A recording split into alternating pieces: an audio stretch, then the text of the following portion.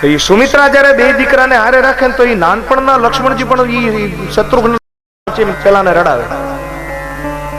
નાનપણથી લઈ અને છેક લંકાના રણમેદાનમાં જયારે એ મેઘનાદનો વધ કર્યો, પણ એક ઘટના એવી બને છે કે જ્યાં લક્ષ્મણજી મહારાજ શીતળ હોય એવું મને તમને લાગે.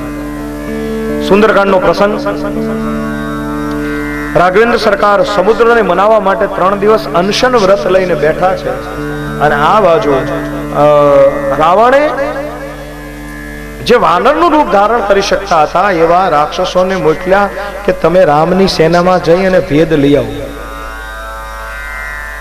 રામની સેનામાં વાનર બની અને રાક્ષસો બધો ભેદ લે છે.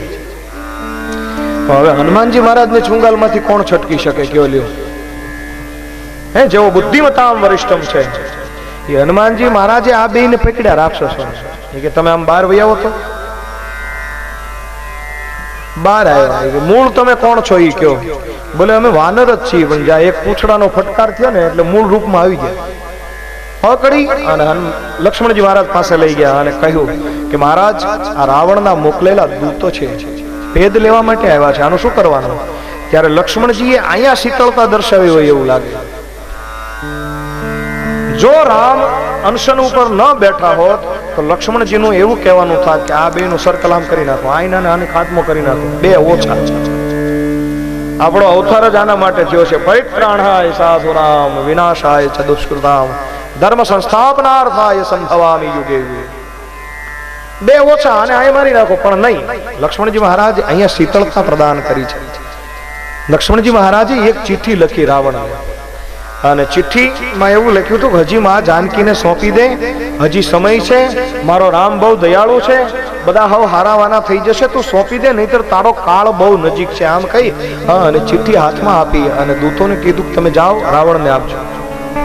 આ જીવતા જવા દીધા. એનો એક અર્થ મેરે ભાઈ બેન એ થાય કે અહીંયા કંઈક ને કંઈક અંશે રાઘવેન્દ્ર સરકારે જે કામ કરવું જોઈએ, રામમાં જે શીતળતા છે એ શીતળતા લક્ષ્મણજી મહારાજમાં દેખાય. એટલા માટે કદાચ શીતલ સુભગ ભદત સુખદાતા કહ્યું હોય. અને મેરે ભાઈ બેન, લક્ષ્મણજીની બડાઈ કરતા મારો તુલસીજી કહે છે કે લક્ષ્મણજી જો ન હોય તો રામની કીર્તિની ધજા ન ફરકી શકે. કોઈ પણ ધજા આપણે ફરકાવવી હોય તો એના માટે જરૂરી એક દંડ છે. એ દંડની અંદર તમે ધજા નાખો પછી ધજા ફરકી શકે. બાકી દંડ વગરની ધજા કોઈ દિવસ ફરકી નથી શકતી ભાઈ, કોઈ દિવસ નહીં. તો તુલસીજી એવું કહે છે કે રામની કીર્તિની ધજા પતાકા જો લહેરાણ્યા હોય આખા વિશ્વમાં, તો અહીંયા દંડ બનવાનું કામ લક્ષ્મણજી મહારાજે કર્યું છે.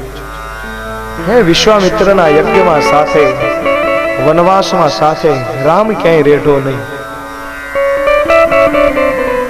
સતત ને સતત રાઘવેન્દ્ર સરકારની સાથે રામની સેવામાં જેમનું જીવન સમર્પિત છે એવા લક્ષ્મણજી મહારાજને પણ વંદન.